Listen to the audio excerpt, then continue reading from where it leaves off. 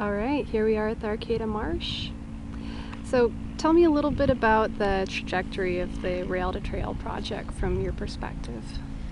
Well, for, several years, well over a decade, people have been wanting to have a trail around Humboldt Bay and extending up and down into greater Humboldt. And since the railroad is clearly not going to be running trains again, the idea is that, like in many other places in the country, that we could do a rails to trails conversion. And so what that does is allow for parallel development of a trail along the rail right-of-way without rendering the rail system unusable.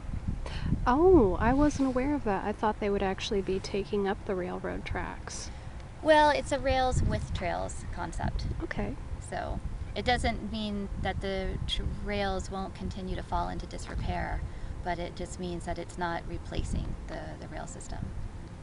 So it's like a good solution for the people that, theoretically, for the people that feel like there may be trains running once again. And so this initiative recently saw some progress, is that right? Yeah, so the City of Arcata and other partner agencies received a grant from the California Transportation Commission, a little over $3 million.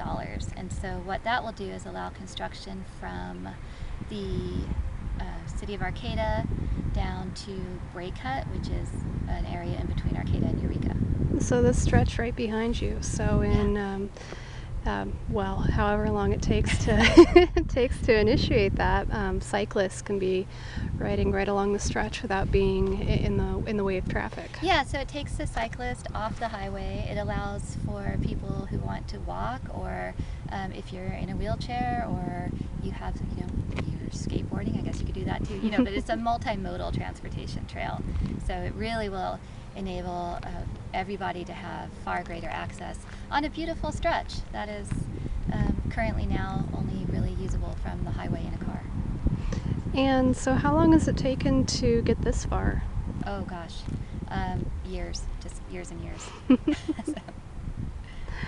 Excellent. Well, you are a coastline enthusiast, among other things. So how are you feeling about this latest development? It's exciting. The more trails, the better. If you've ever gone somewhere where you can ride your bike along the beach, or go through a beautiful area without having to get in a car, it's fantastic. The Hammond Trail up in McKinleyville, it's so great, and people use it constantly.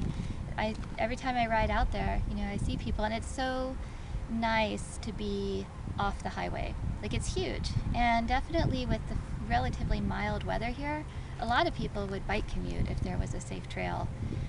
Living out on the peninsula where I do, there's very little public transportation. In fact, there's no public transportation south of Manila, and so people are always riding bikes, walking, and if there were safe bike paths where they could ride without the likelihood of getting hit by a car, that would be huge. It's really a wonderful thing to be able to ride your bike to town, to work, to run errands, and we should be able to. It's fairly mild, like I said, and not very hilly, so for most people, bike riding is a pretty reasonable option. But it is very life or death when you're out there on the highway with this much room. And even on the safety corridor, where they have made some improvements, they painted the bike lane red, so it really is a better visible cue for drivers, and that's great. But how much better would it be to have cyclists and cars not sharing the road at all? And there's some tourism potential there too, is what I understand. Oh, absolutely. People, like, I was really shocked when I went to Reading for one, and then what is that? Folsom. Like, I had no idea. I had to go there for meetings for work, and they have beautiful trail systems, and like, we ended up renting bikes and biking around and staying for a lot longer than we intended, because then we went and got lunch. And people love going somewhere and enjoying the natural outdoors of a place, and so having a good trail really enhances the potential for making your area special.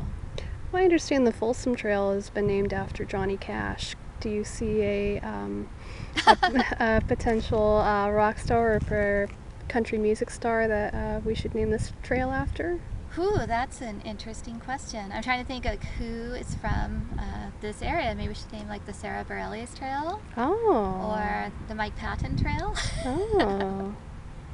Excellent. All right. And look at that beautiful sunset.